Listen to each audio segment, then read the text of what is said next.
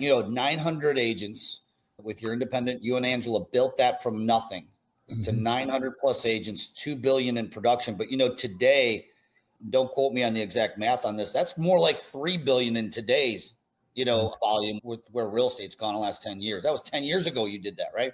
Yeah.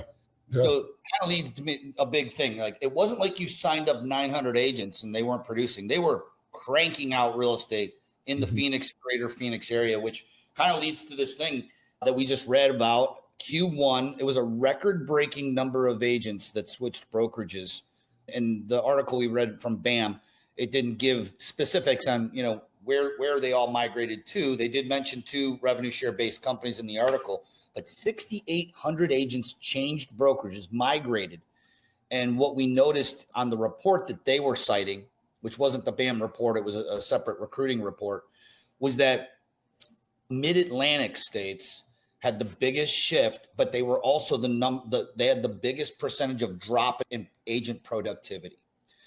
So we could just kind of chat about that one thing, because, really, Chuck, you as a leader, as a coach, broker, an owner, and now, one of the biggest influencers in our company, you focus heavily on production. You wouldn't be able to do 3 billion in today's volume, right? 2 billion 10 years ago, but it would be 3 billion today, and leading 900 agents, which I don't know. God bless you. And I don't know how you did that. I mean, that's serious. That's why I'm here. What are your guys' thoughts, Jay, John, Chuck, on 6,800 agents? Where do you think they're going, and why are they going? I hear it, man. It's never been, I don't know if you guys are all feeling this. I'm sure you are, but I've never been as busy as I've been since probably 2017, 2018. Like, the number of 3-way calls I'm having, the quality of brokerages that are coming over. I think we've gone through the last 3 years, and from a broker perspective, when it's tight, it's really tight right now, because it's been 3 years of, we have higher commission volume when you look at the numbers, but 3.8 million sales is compared to 5 million plus the 3 years prior.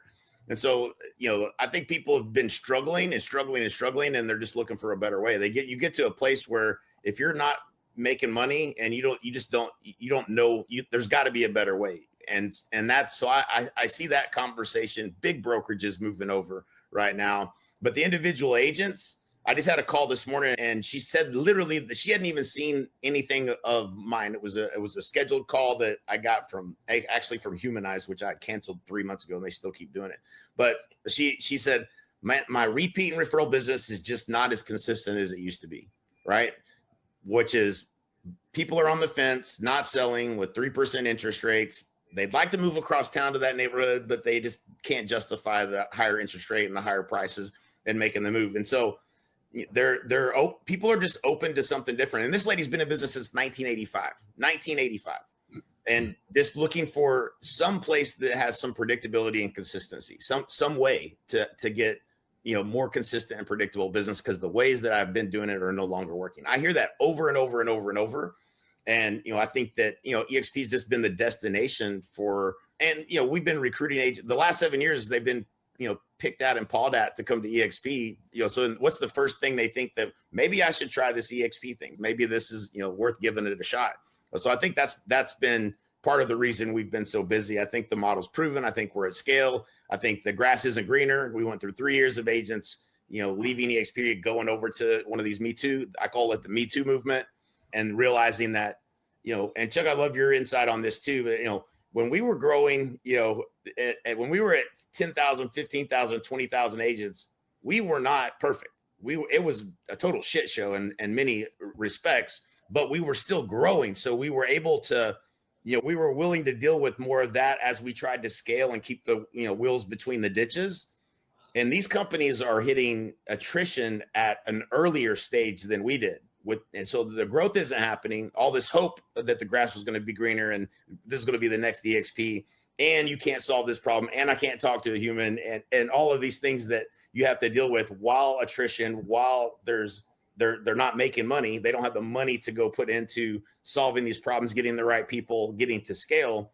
I think, people, you get to a place where, like, listen, if this isn't going to fix, I got to go. Like, I can't stay here. And so we're not losing agents to the competition. The competition is coming back, and it really feels like we're just, you know, in a kind of in a blue ocean right now in terms of the best place to be to build your business.